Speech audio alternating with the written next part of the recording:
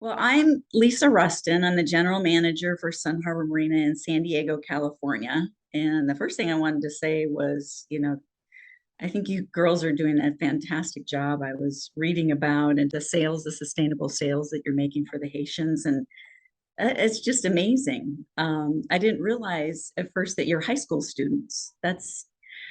I love it. I love hearing about all the new and different things, and to come up with that idea is just very laudable. So pat yourselves on the back to start with. And I'm going to tell you about some of the things that we do here.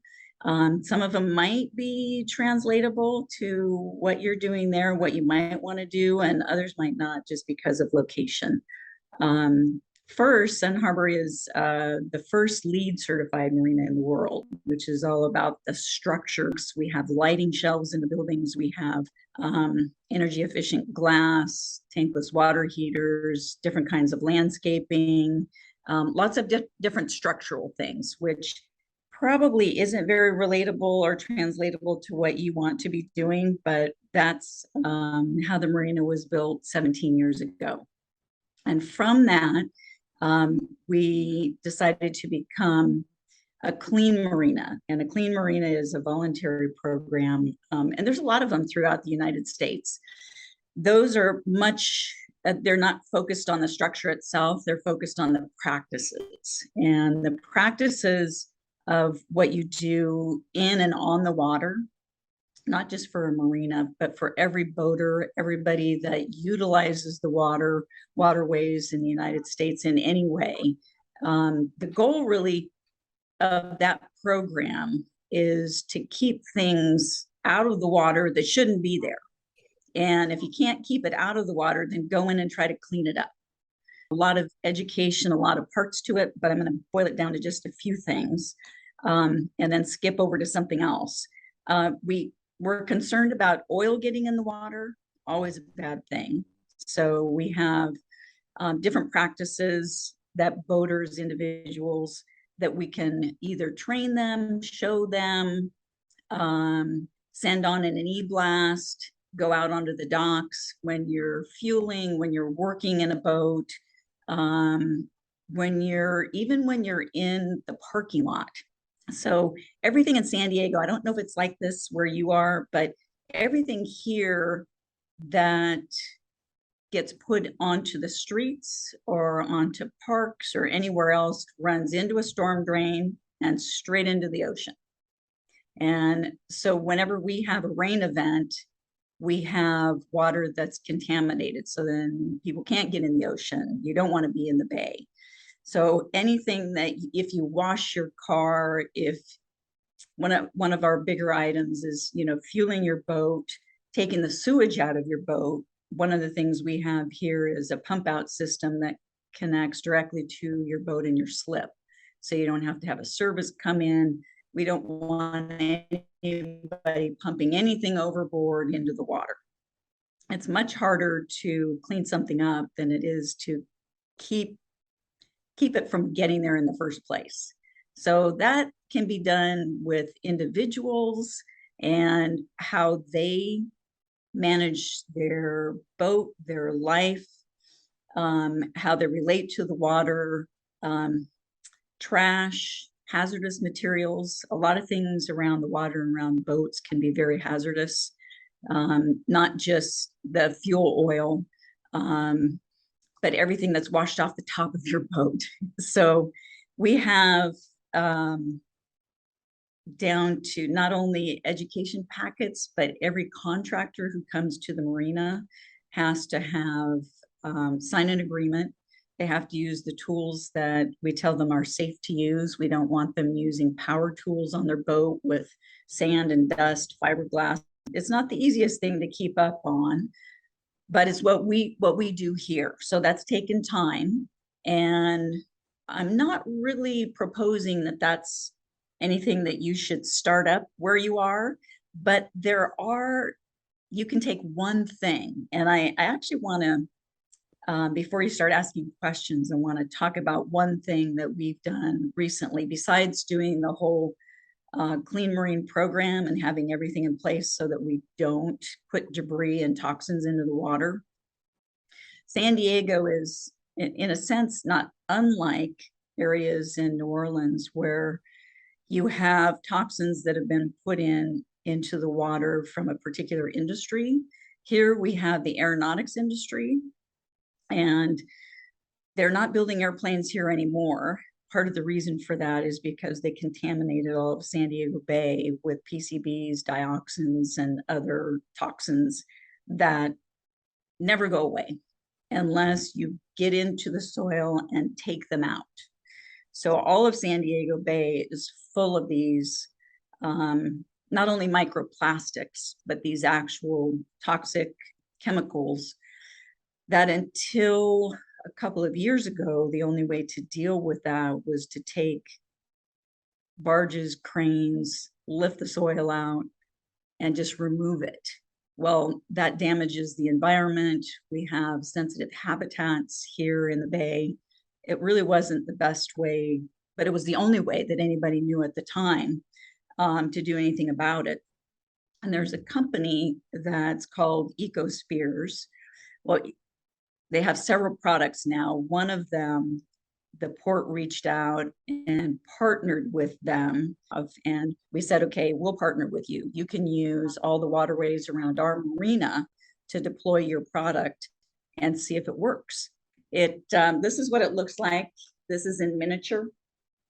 So these spears here are like a sponge. They put a whole mat of these that's 20, 30 feet long on the ocean floor. These go into the sediment and it sucks up completely all the PCBs, dioxins, or any other toxins that are around it within a 20 to 30 foot range. And they leave them down there for 6 months to a year. They pull them up. They suck all of the bad stuff back down again. So we were one of the first places in the world that they deployed those. And it's working great. They have funding from all different kinds of sources, and they're going to come back and try to blanket a lot of San Diego Bay and get it cleaned up. Partnering with somebody else to do something bigger than what you can do on your own is always something that's fun if you can find something that's relevant to where you are and what you're interested in. Our areas that we have been focusing on is mostly microplastics. Of the sales that are getting donated to Haiti, they break down really quickly because they're already used. And so those microplastics are going into the water. So that's what we have been focusing on by building a sale for them, that it'll help reduce the amount of microplastics. I think that's wonderful. So what kind of product are you using?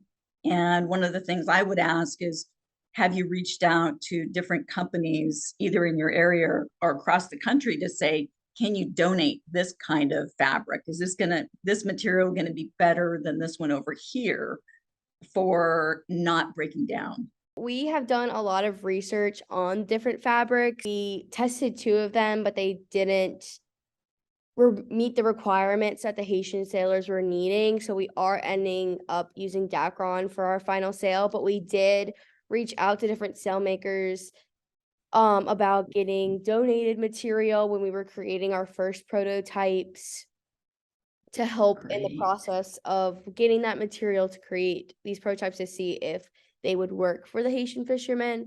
We unfortunately didn't find a non-microplastic material to use that would meet their requirements, but we still feel that it's helping and being beneficial because it won't break down as quickly as the sales that they're getting now. I wonder if there's, I mean, this is the next step.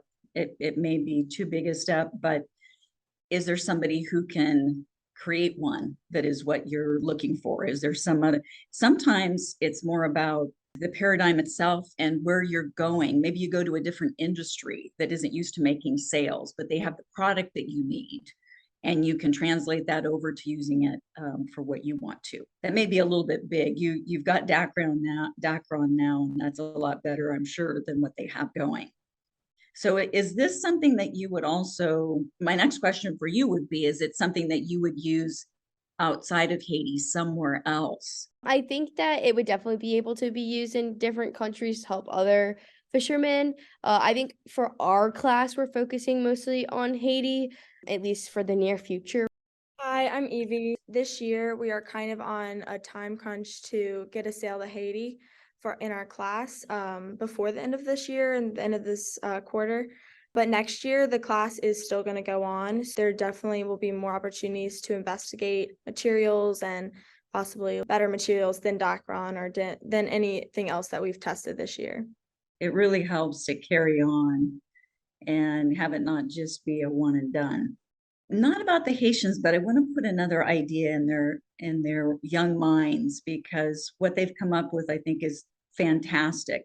So one of the things that we're seeing that you may not know about, it's quite new, is, boats have engines, most of them, not all of them, even when they have a sail. In Haiti, they probably don't. They only have the sail. So there's a solar company that's now making not just solar panels for boats, but they're actually creating the hull and different parts of the boat to be solar panels themselves. So those kind of ideas hopefully are coming soon to help everybody. I mean, even if you've got a sail, what if you don't have any wind to use that? But what a wonderful world that we can think these things and then make them happen. So I think you're doing great. Thank you. My name is Sophia. I do have a question. What can you guys do to help the problem of pollution in the waters and stuff like that? Start with your own area. I think start with the water that you know and find out what is polluting it first. So my example here is the aeronautics industry and boats that want to pump their sewage overboard rather than using the sewage system. That's huge. So what you do depends on what you have at hand, that the problem specific to you and your locale that you really think you can help with. So the first part is to find out where it's coming from. And it's probably coming from a myriad of different sources, and then choose one and say, okay, I'm going to work on this particular problem and find a way to educate people or go after the polluter. I mean, that's certainly been done in your area. So I love the question, but it's huge. So some of the other things that we do, other than having a pump out system for boats that's at your slip, and we have a free guest dock, so anybody can bring their boat in that has sewage on their boat, and they can pump it out for free on our guest dock anytime. So that's one thing. Two is we have storm drains here like they do everywhere in San Diego, and that water, as I said, goes straight into the ocean. So we put filters in those. We put little booms, absorbent pads in those. We clean them out all the time. So anything that's bigger than whatever the mesh is isn't going into the ocean. So we're constantly cleaning those out. We don't let people wash their cars, do big boat maintenance, sanding, any of those kind of things that are going to result in something going into the water that shouldn't be there. But there will be a lot of sources if you start to look at that. Pollution is not just one thing, it's many things combined. So I'm on the sailing team, and when we're sailing, we do see a lot of things like chip bags, water bottles, and plastic bags and just stuff like that floating around in the water. And that's probably one of the main sources. It's just a lot of trash that people just throw out onto the streets, and it gets put blown into the water. In the water, everybody's got that. I don't see it. Well, I hope it's slowing down. We always have one or two cleanup days a year where we get everybody. We provide them all the materials that they need to go either out into the water or on the shores, pick it all up. We have the dumpsters. Some of it's recycled, some of it's not. Cleanup days are always well attended. We usually do a trade your trash for a reusable water bottle or something like that to get people educated, and hopefully so that they care about what they're doing, what they're using, what they're dropping. We also have trash bins and nets out on the docks. So anybody who sees anything scoops it up, gets rid of it, and then we ditch it on a regular basis so that it's not hanging around. So you have to try to get the community involved and caring about what they're doing to the environment, because you're only one person, but if you can get a whole group of people, and even if it's just a cleanup day or two, it's going to make a difference. Hi, I'm Marley. One thing that I wanted to talk about is that one problem in New Orleans is that Mardi Gras. So it's every year, and a lot of pollution comes in, not only in our bodies of water, but on our streets of like plastic bags, cups, Yeah. the plastic beads and everything. And it's just a big problem mostly here in New Orleans. So I have one thought on that. I don't know who organizes Mardi Gras or if it's just lots of people who show up to party. But if there is any kind of centralized organization for Mardi Gras itself, if it were me, I would go to them and say, okay, this is the event. Here's what's happening. You need to be part of the cleanup of the event as well.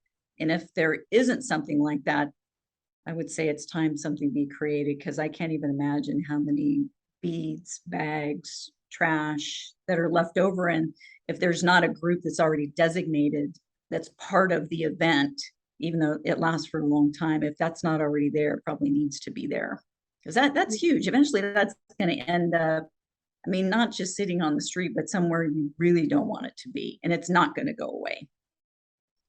Yeah. So I'm always looking for the bigger solution. Who can you get as an organization who's part of that to be involved in the cleanup afterwards? We have people that like come in and they clean everything, but it happens all over like the years, and it's so much. It's like a long like period of weeks. So over time, it's just so much that we can't really clean all of it up year by year as it happens. You can apply for grants to clean up big things like that. And I've done that. That's actually how we paid for the whole pump out system that we have on our guest dock.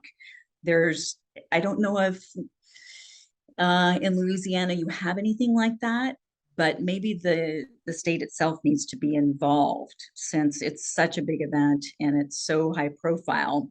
They should devote funds so that the city itself isn't being just completely deluged by trash all the time. Not an easy one. Nothing's easy about this. It takes time, and you have to just keep going and you go to the next level. Lisa, you were mentioning about the pump house at your marina. What makes it so special that you needed a grant, and what was the work that was done on it?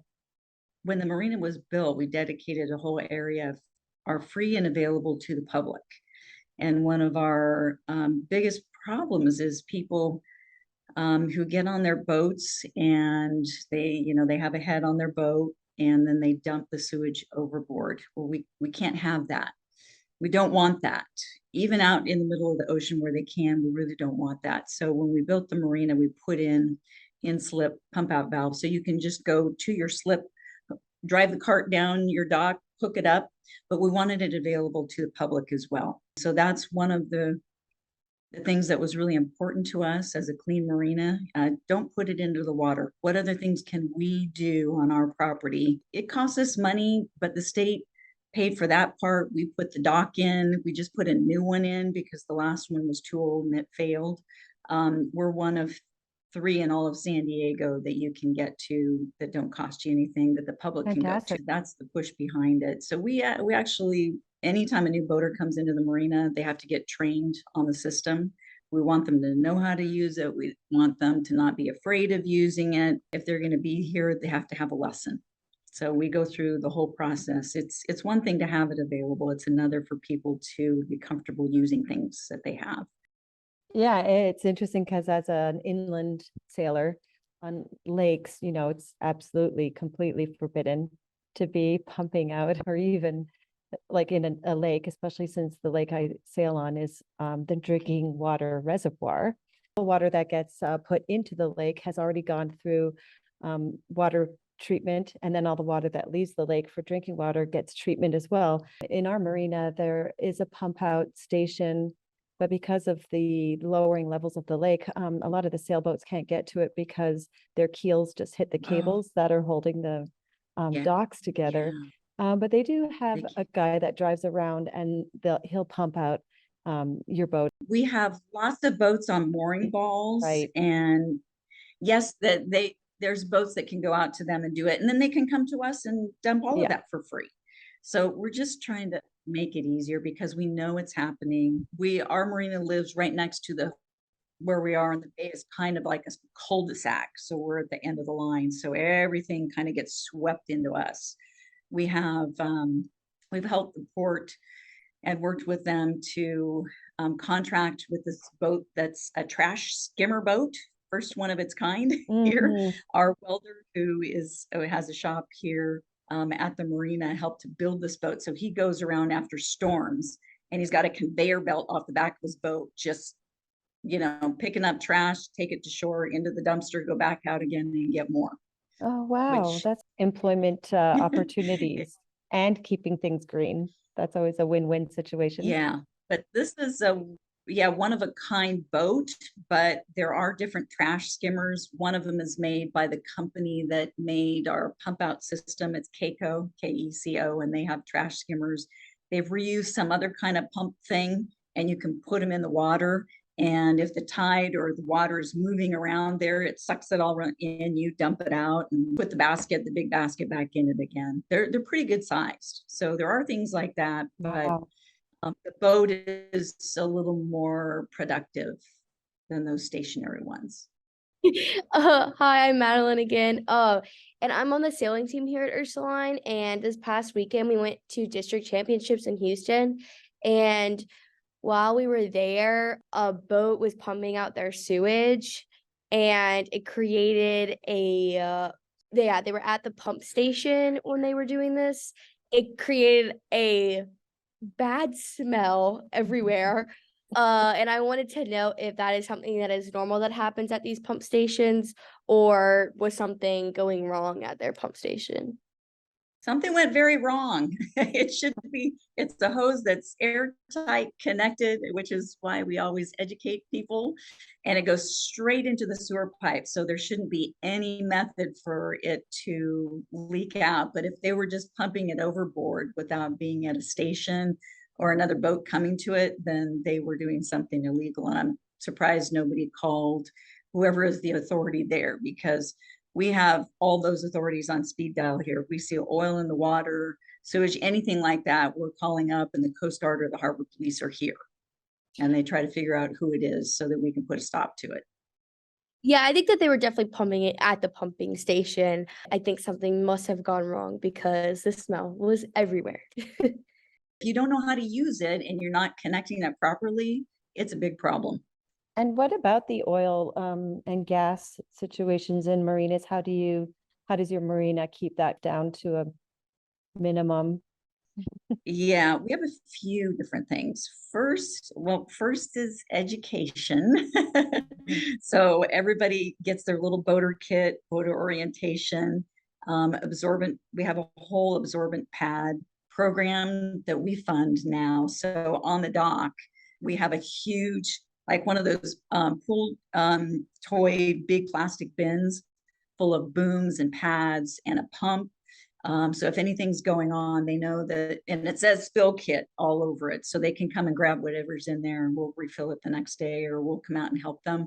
Fuel or response center and the Coast Guard immediately. And because if you can see a sheen on the water, it's too much. And they come out.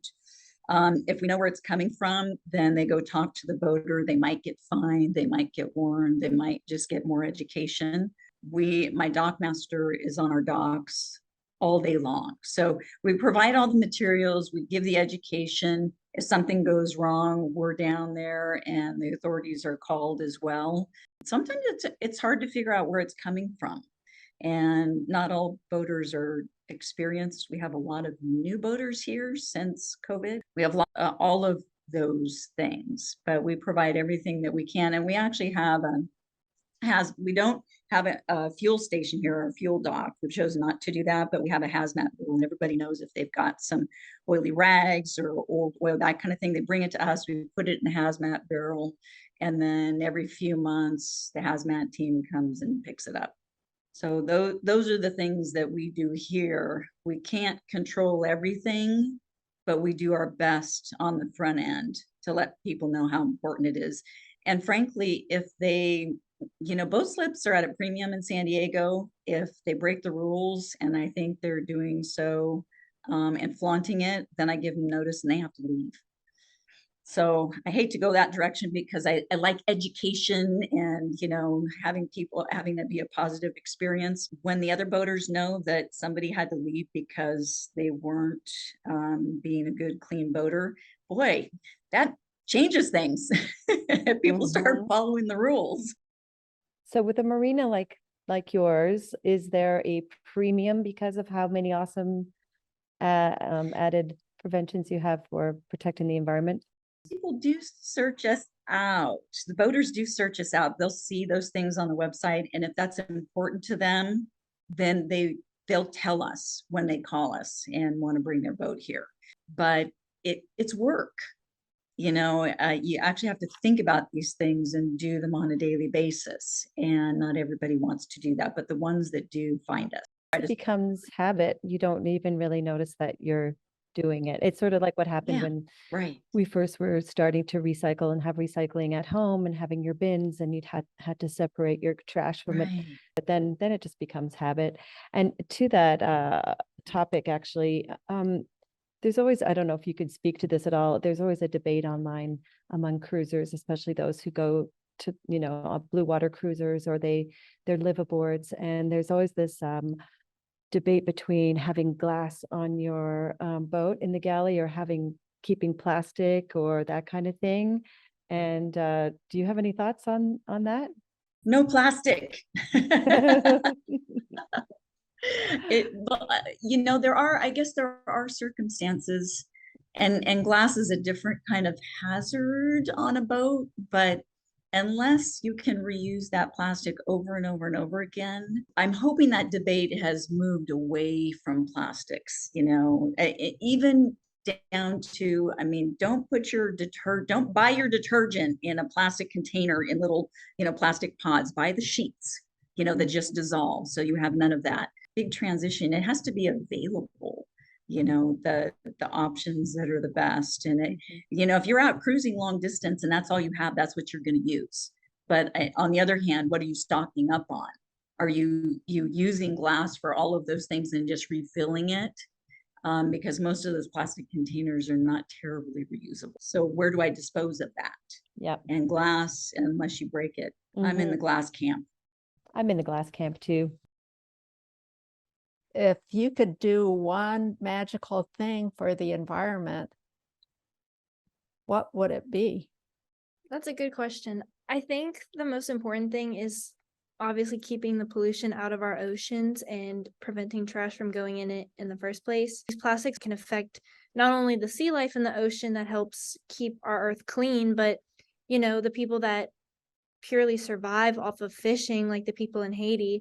It's really important for people to know just how important it is to not pollute, because this is the only planet we have. I feel like we should keep it clean. Thank you. Beautifully said. Thanks. Hi, I'm Layla.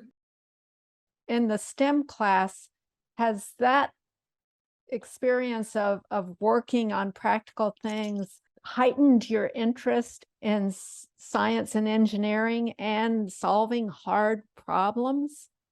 Yes, it certainly has. Are you interested in science now more than you were before you took the class? Yes, I am. I am planning on going to the field of engineering when I get to college, so it helped me a lot. Good luck with that. Keep thinking about solving hard problems in clever ways. Thanks for coming. Yeah, thank you. The National Women's Sailing Association is discussing having our national conference in New Orleans next year. So I hope that we do, and I hope that we can come meet y'all. Keep doing the luck. good work. Yeah, keep at it. Thanks, Lisa. Thanks, Naomi. Now I want to know how they did in their race over the weekend. I know we didn't get to hear. They Yeah. started to talk about it, but we didn't hear the result. Yeah. This weekend, yeah, we went to Houston. It was a lot of fun. It, it was fun. It was a learning experience.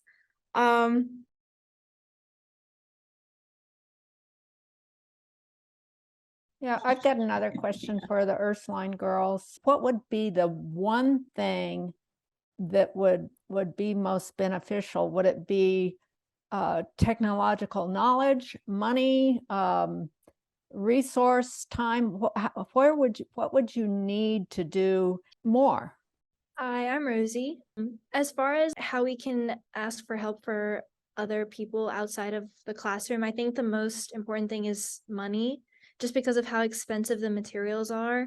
And so we actually just had a fundraiser last week in order to help offset some of the costs that we had to spend in order to make our sales. So I definitely think that that's a big contributor to how others can help us.